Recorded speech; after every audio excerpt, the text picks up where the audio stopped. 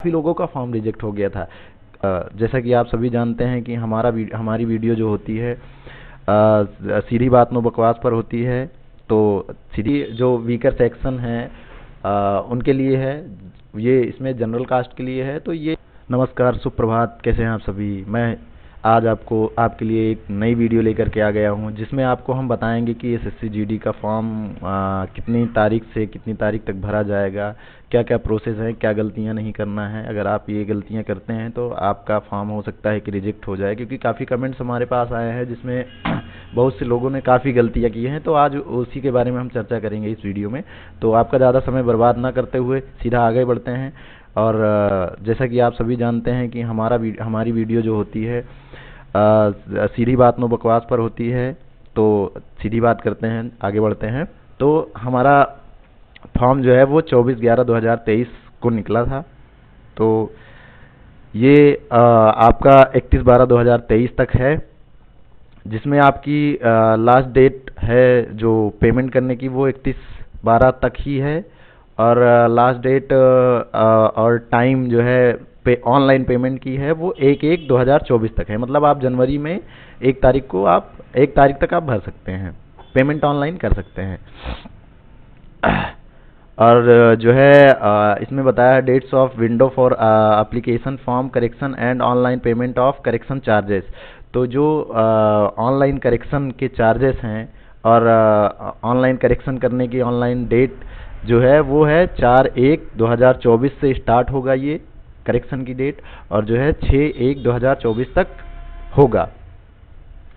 और उसके बाद एग्ज़ाम का शेड्यूल इसमें बताया गया है कि कंप्यूटर बेस्ड एग्जामिनेशन होगा जो फरवरी-मार्च 2024 में होगा। मतलब फरवरी और मार्च दोनों महीनों में होगा, क्योंकि ये कई शिफ्ट में होता है। तो आप लोग ये उसी हिसाब से तैयारी वगैरह कीजिएगा। तो इसमें जो है वैकेंसीज जो है, इसमें पे स्केल पहले देख लेते हैं कि लगभग कितनी सैलरीज वगैरह होंगी। तो इसमें सैलरी, मिनिमम सैलरी आपकी 21,700 और मैक्सिमम आपकी 69,100 रुपये होती है। और टोटल अगर पोस्ट की बात करें इसमें, तो टोटल ग्रांड टोटल की तो 26,146 पोस्ट हैं इसमें, जिसमें बीएसएफ में एससी के लिए 735, एसटी के लिए जो है 467, ओबीसी के लिए 1,028 और ईडब्ल्यूएस के लिए 1,025 और जनरल के लिए 1,956। टोटल जो है मेल के लिए ये है, फीमेल के लिए ये है। आप इसका स्क्रीनशॉट ले लीजिए, आप अपने हिसाब से देख लीजिएगा, अपने जानकारी के हिसाब से, क्योंकि हम ज़्यादा आपका समय बर्बाद नहीं करेंगे। तो और आगे बढ़ते हैं। तो इसमें जो है एज रिलैक्सन के बारे में भी बात कर लेते हैं थोड़ा सा। एज कितना चाहिए, क्या होना चाहिए, है ना। तो एज जो है आपकी 18 से 23 ईयर होना चाहिए। 1/1/2024 years age on 1/1/2024 candidate should not have been born earlier than 2/1/2001। मतलब कहने का मतलब ये है कि 2/1/2001 के पहले इनका जन्म नहीं होना चाहिए, और 1/1/2006 के बाद जो है जन्म नहीं होना चाहिए।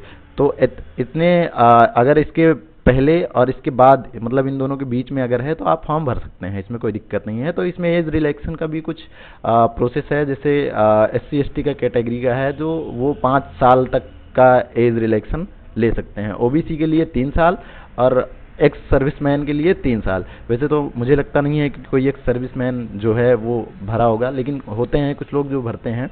तो और जो है बाकी सब चीज़ें हैं, ये अपना स्क्रीनशॉट ले लीजिएगा, आप अपने हिसाब से देख लीजिएगा, अपनी हिसाब से आप जानकारी लीजिएगा। मैं ज़्यादा समय आपका बर्बाद नहीं करूँगा इन सब चीज़ों में।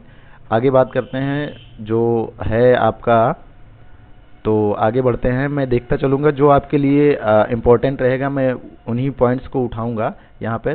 तो एजुकेशनल क्वालिफ़िकेशंस की बात करी जाए अगर इसमें कि क्या क्वालिफ़िकेशंस लगेगी, तो क्वालिफ़िकेशन आपकी 10th क्लास होनी चाहिए, जिसमें आप हाई स्कूल कंप्लीट हो, पास हो, बस। इसमें कोई मार्क्स या ऐसा कुछ परसेंटेज का कोई बाउंडेशन नहीं है कि आपको इतना ही परसेंट होना चाहिए।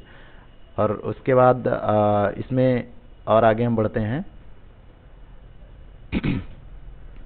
जो पास हैं वही कर सकते हैं। तो इसमें जो है incentive to NCC certificate holder, जो कैंडिडेट एनसीसी सर्टिफिकेट होल्डर हैं, तो उनको भी जो है कुछ छूट मिलेगा इसमें।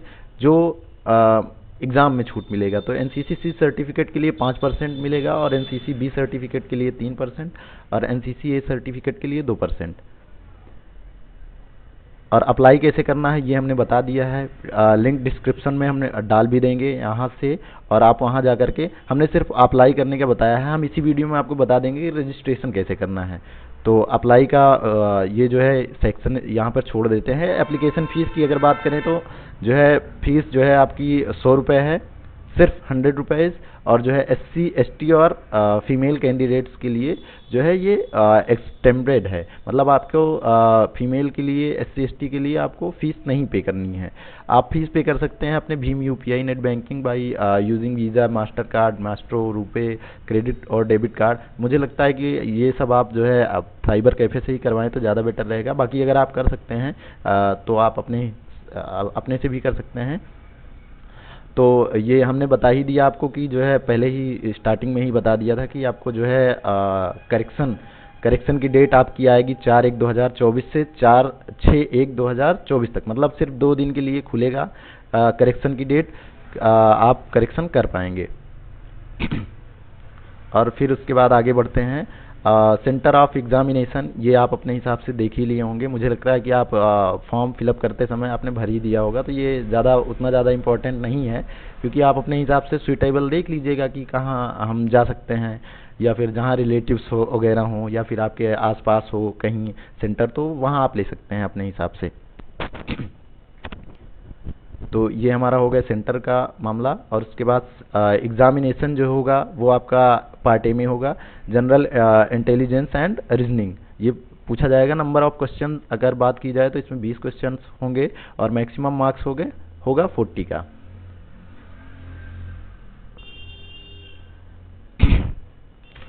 और पार्ट बी की अगर बात की जाए तो general knowledge and general awareness होगा, जिसमें आपका क्वेश्चन होगा 20 और मार्क्स होगा 40।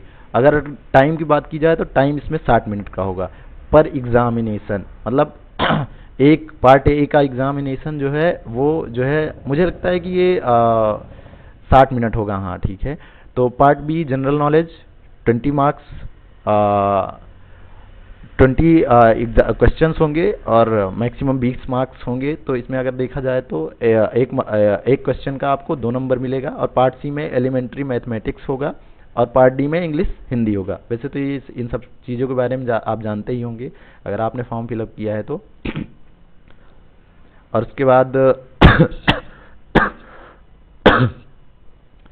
फिजिकल एफिशिएंसी टेस्ट में जो है आपको रेस होगी, जो मेल के लिए 5 किलोमीटर 24 मिनट में क्लियर करना होगा, फीमेल के लिए 1600 मीटर साढ़े 8 मिनट में कंप्लीट करना होगा। For candidate other than those belonging to Ladakh reasoning. ये क्या है? उसके बाद जो है मेल के लिए जो है ये लद्दाख और जो है अदर रीजन से जो हैं उनके लिए है। और बाकी जो है for candidate of Ladakh region, candidate जो लद्दाख रीजन से हैं उनके लिए 1600 मीटर इन 7 मिनट में करना होगा और 800 मीटर 5 मिनट में करना होगा। ये रिमार्क दिया गया है कि ये जैसे मेल कैंडिडेट 5 किलोमीटर 24 मिनट में, तो ये for candidate other than those belonging to Ladakh region, मतलब लद्दाख को छोड़ करके जो अदर रीजन से बिलोंग करते हैं उनको 5 किलोमीटर 24 मिनट में और 1600 मीटर ये फीमेल के लिए है और 8.5 मिनट में, तो ये करना होगा। और जो लद्दाख से बिलोंग करते हैं उनको 1600 मीटर 7 मिनट में और 800 मीटर 5 मिनट में ये कंप्लीट करना होगा। तो ये फिजिकल एफिशिएंसी टेस्ट है। तो इसके बारे में हमने बात कर ली। और उसके बाद फिजिकल स्टैंडर्ड टेस्ट जो है वो हाइट क्या होनी चाहिए, मेल की 170 सेंटीमीटर होना चाहिए CMS और फीमेल की 157 CMS, ठीक है। बाकी इसके बारे में आप इसका स्क्रीनशॉट ले लीजिए, आप अपने हिसाब से इसको देख लीजिएगा। मैं ज़्यादा नहीं बताऊंगा इसमें। चेस्ट की अगर बात की जाए तो अनएक्सपेंडेड 80 सेंटीमीटर और मिनिमम एक्सपेंशन 5 सेंटीमीटर होनी चाहिए। बाकी आप इसका भी स्क्रीनशॉट ले लीजिए, आप अपने हिसाब से पढ़ लीजिएगा। अगर आप कहेंगे तो डिटेल में इसके बारे में भी बात कर लेंगे हम। और वेट की अगर बात की जाए तो वेट इसका भी आप देख लीजिएगा अपने हिसाब से, चेस्ट और वेट के हिसाब से। और मेडिकल एग्जामिनेशन भी होगा आपका। ये सब बात की बातें हैं। पहले आप जो है अभी एग्ज़ाम निकालिए, और अगर आप कहेंगे तो इसके बारे में बात करेंगे हम। एडमिशन टू द एग्जामिनेशन तो ये जो है आपका बेसिकली आप एग्ज़ाम कैसे जाओगे, वहाँ क्या होगा, कैसे एडमिशन लोगे, अंदर कैसे घुसोगे एग्ज़ामिनेशन सेंटर में, तो वो कंप्यूटर बेस्ड एग्ज़ामिनेशन होगा। वो आप लोग जानते ही हो, मुझे लगता है कि कैसे होता है, तो इसके बारे में ज़्यादा बात नहीं करते हैं। और हाँ, आपको ये चीज़ ध्यान देना है कि आधार कार्ड और प्रिंट आउट ऑफ ये Aadhaar, voter ID card, driving licence, PAN card, passport, इनमें से कुछ एक डॉक्यूमेंट आप वोटर फोटो, गवर्नमेंट की जो फोटो आइडेंटिटी कार्ड होती है वो होना चाहिए। इसमें डेट ऑफ बर्थ प्रिंट होना चाहिए। तो ये सब चीज़ आप ध्यान दीजिएगा। आप इसका स्क्रीनशॉट ले लीजिए, आप अपने हिसाब से देख लीजिएगा। और मोड ऑफ सिलेक्शन क्या होगा, सिलेक्शन की मोड क्या होगी, तो जनरल के लिए 30% और ओबीसी के लिए 25% एंड ऑल अदर कैंडिडेट्स के लिए 20%। तो ये हमने पहले ही बता दिया कि एनसीसी सी और बी, और इसमें सब में कितना छूट मिलेगा एग्जामिनेशन मार्क्स में, कि अगर इतना कम है तब भी आपका हो जाएगा। मान लीजिए अगर आपका 5% कम है, एनसीसी सी सर्टिफिकेट है, तो आपका हो जाएगा कम्प्लीटली, इसमें कोई दो राय नहीं है। अगर आप लोग बढ़िया स्ट्रेटजी बना करके रेगुलर मेहनत करते हैं तो मुझे लगता है कि आपका हो ही जाएगा। और हमने वीडियो में बताया भी है कि आपको जैसे आपको पहली प्रायोरिटी पर CISF रखना है, तो आप वहाँ जा करके पहले कॉलम में बी टाइप करेंगे, उसके बाद आप अपने सीक्वेंस से आपसे देख लीजिएगा। तो ये है ABC, ये आपका कोड होता है जो आपको भरना है। A BSF के लिए, B CISF के लिए, और C CRPF के लिए, और D SSB के लिए, और E ITBP, और F असम राइफल्स के लिए, है ना।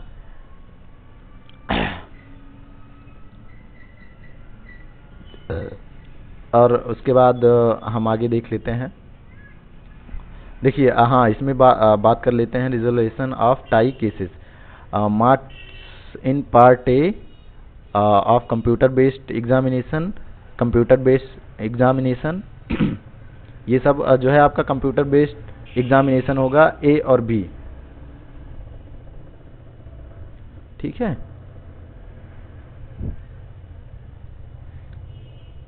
ये सब अब बात की बातें हैं, इसको हम जो है छोड़ ही देते हैं, इसको बाद में बात करेंगे अगर आप कहेंगे तो।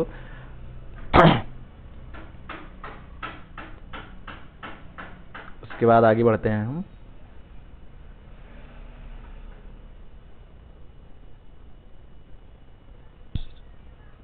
यहाँ पे प्रोसीजर ऑफ फिलिंग जो है, procedure of filling online application ये है। तो online one time registration, filling of application for the examination. तो हमने जो है वीडियो बना दी है इसके लिए कि आपको कैसे रजिस्ट्रेशन करना है, वो ऑनलाइन फॉर्म कैसे करना है। तो हमने रजिस्ट्रेशन का नहीं बताया था, तो हम इसमें रजिस्ट्रेशन का भी बता देते हैं आपको कैसे क्या करना है। तो आपके पास मोबाइल नंबर होना चाहिए जो OTP से वेरीफाई होगा, और ईमेल आईडी जो OTP से वेरीफाई होगा, और आधार नंबर अगर है तो आप डाल सकते हैं, अदरवाइज नहीं है तो ना भी डाल सकते हैं। तो इसमें voter ID card, PAN card, passport, driving licence, school college ID, employer ID, इन सब में से एक डॉक्यूमेंट आप कोई भी लगा सकते हैं इसमें रजिस्ट्रेशन में। तो बाकी हम आगे बढ़ते हैं और आपको सीधा बताते हैं कि आपको फॉर्म कैसे फिलअप करना है। फिर योर कुल मिला के बात यह है कि आपको जो भी डिटेल भरनी है ना, वो 10th की मार्कशीट के हिसाब से भरनी है। अगर उसके अदरवाइज भरते हैं तो आपको प्रॉब्लम हो सकती है। क्योंकि सब कुछ तो आप आधार चेंज करवा सकते हैं, पैन कार्ड अपडेट करवा सकते हैं, लेकिन मार्कशीट आप अपडेट करवाने में आपको काफ़ी समस्याओं का सामना करना पड़ता है। तो इसलिए आपको ध्यान देना है कि जो भी डिटेल आपको फिलअप करनी है वो मार्कशीट के हिसाब से ही फॉर्म फिलअप करना है। तो आप वहाँ SSC के वेबसाइट पर जाएंगे तो हम आपको दिखा भी देते हैं। यहाँ से आप SSC की वेबसाइट खोलेंगे तो आपके सामने कुछ ऐसा इंटरफेस खुल करके आएगा, और उसके बाद आपको यहाँ क्लिक करना है न्यू रजिस्टर नाउ, इस पर। तो आपके सामने कुछ ऐसा इंटरफेस खुल करके आ जाएगा। तो हम आपको बता देते हैं क्या कैसे फिलअप करना है। तो डायरेक्टली आपको यहाँ पर ही बता देते हैं। तो डू यू हैव आधार, तो आपको यहाँ यस करना है अगर है तो, अदरवाइज नो भी रहने दीजिए, कोई दिक्कत नहीं है। फिर उसके बाद आप यहाँ ID टाइप चूज़ करेंगे, pan card, voter ID card. अगर आपके पास आधार कार्ड नहीं है तभी आपको ये आईडी चूज़ करने के लिए ऑप्शन खुलेगा। अगर आप यस करते हैं तो यहाँ पर आधार नंबर आपको डालना होगा और उसके बाद ये जो आईडी वाला सेक्शन है ये ऑफ हो जाएगा। और उसके बाद नेम डालना है, यहाँ पर वेरीफाई नेम करना है। और उसके बाद अगर कोई दूसरा नाम है तो ये डाल सकते हैं, वैसे तो आप यहाँ पर नो ही रहने दीजिएगा। और उसके बाद फादर्स नेम यहाँ आपको डालना है, वेरीफाई फादर्स नेम करना है और मदर्स नेम करना है और वेरीफाई कर लेना है मदर्स नेम, क्योंकि दो बार आपको डालना पड़ेगा। एक बार मदर नेम डालना पड़ेगा और दूसरी बार वेरीफाई करना पड़ेगा। डेट ऑफ बर्थ डालना पड़ेगा आपको, उसके बाद वेरीफाई करना पड़ेगा। उसके बाद हाई स्कूल की आपकी जो है वो डिटेल डालनी है। यहाँ पर आपको बोर्ड आपका चूज़ करना है। तो मुझे लगता है कि अगर आप यूपी से हैं तो आपका यूपी बोर्ड होगा, या सीबीएसई बोर्ड है, आईसीएसई बोर्ड है, या जो भी बोर्ड है आपका, अपने हिसाब से आप चूज़ कर लीजिएगा। वेरीफाई एजुकेशनल बोर्ड की अगर बात करें तो जो है सेम डालना है जो आपने एजुकेशनल बोर्ड में डालना है, क्योंकि वेरीफाई करने के लिए मांग रहा है। उसके बाद रोल नंबर आपको डालना है, रोल नंबर पास करना है, वेरीफाई करना है और ईयर ऑफ पासिंग डालना है और ईयर ऑफ पासिंग को भी वेरीफाई करना है। उसके बाद जेंडर चूज़ करना है और उसके बाद जेंडर चूज़ करने के बाद जो है आपको यहाँ पर लेवल ऑफ क्वालिफिकेशन आप डाल सकते हैं, क्या किया है आपने, matriculation, secondary, diploma, graduation, post graduation, PhD जो भी किया है आपने वो डाल सकते हैं। फिर उसके बाद मोबाइल नंबर, फिर ईमेल आईडी, फिर उसके बाद state UT of permanent address, आपका स्टेट डालना है जिस स्टेट से आप बिलोंग करते हैं। उसके बाद सेव करना है और नेक्स्ट करना है। उसके बाद हम यहाँ पर आ जाते हैं। हमने देख लिया सब कुछ कैसे क्या फिलअप करना है, ये हो गया आपका। ये हमने बता दिया इसमें कि जो है डेट ऑफ बर्थ वगैरह कैसे वेरीफाई करना है। हमने आपको ये भी बता दिया कि जो है आपको वेबसाइट पर जाकर के कैसे रजिस्ट्रेशन करना है। वेबसाइट की लिंक हम डिस्क्रिप्शन में डाल देंगे। अगर आप लोग कमेंट करेंगे तो हम इसके लिए लाइव जो है आपका फॉर्म फिलअप करने का एक वीडियो भी डाल देंगे यहाँ पर। वैसे तो अब आवश्यकता नहीं है, मुझे लगता है कि आप लोग कर लोगे। उसके बाद सेव करना है। सेव करने के बाद कुछ ऐसा इंटरफेस आपके सामने खुल करके आ जाएगा जो आपका दिखेगा। उसके बाद वेरीफाई करने के बाद नेक्स्ट करना है। नेक्स्ट करने के बाद आई एग्री पर क्लिक करना है। उसके बाद take draft print, draft print आप लेकर के एक बार चेक भी कर लीजिएगा कि आपने कोई मिस्टेक्स तो नहीं की है। वैसे तो आप इसमें संशोधन कर सकते हैं, लेकिन कुछ ही चीज़ों में आप संशोधन कर सकते हैं।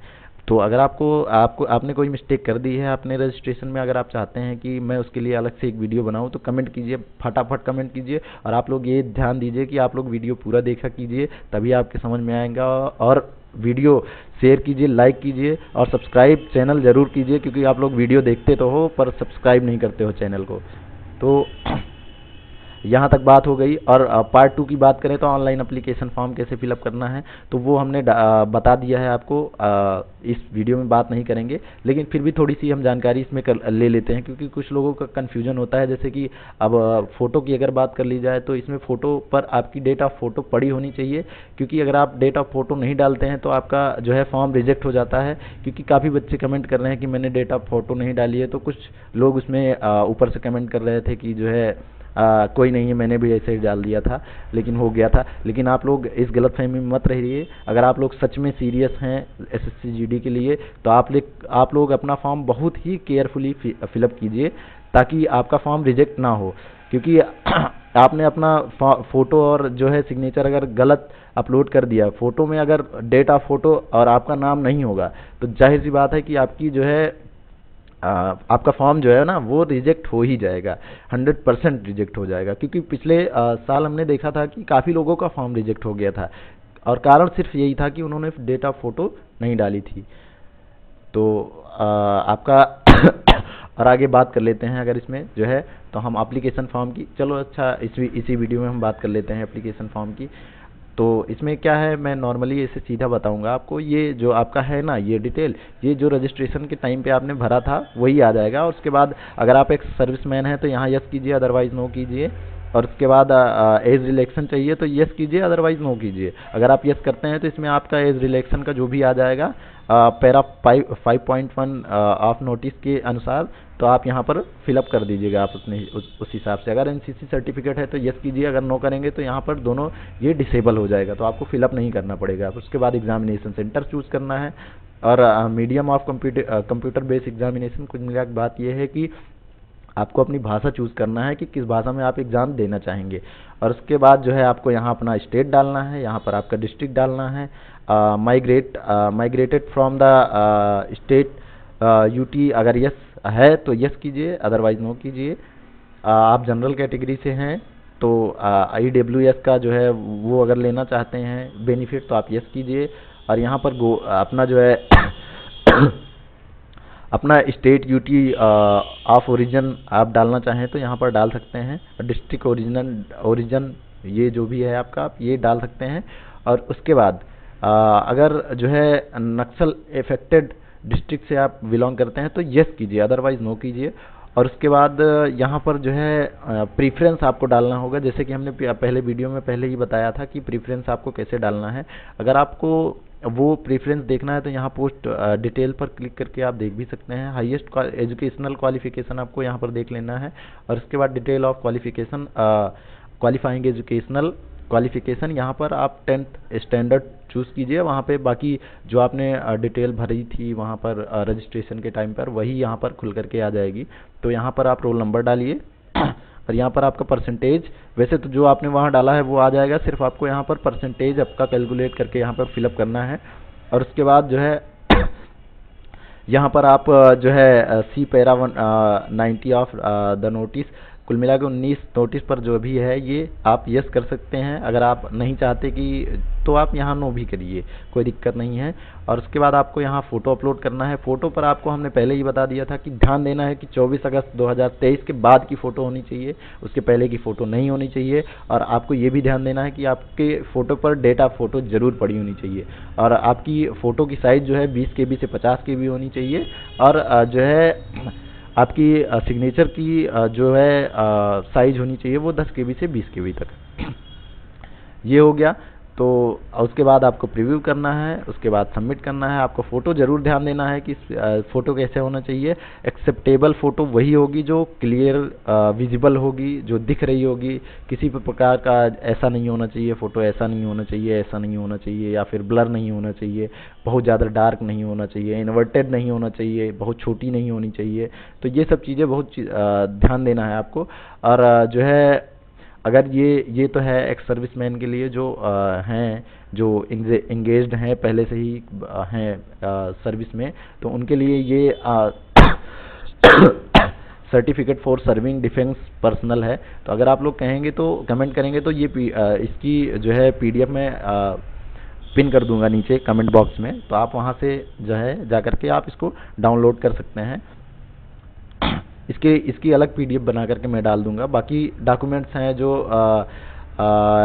फॉर एम्प्लॉयड पर pro pharma of certificate for employed personal, ये उनके लिए है। जो भी होंगे मैं इसकी PDF डाल दूंगा नीचे, तो आप लोग ये जा करके वहाँ से प्रिंट कर सकते हैं।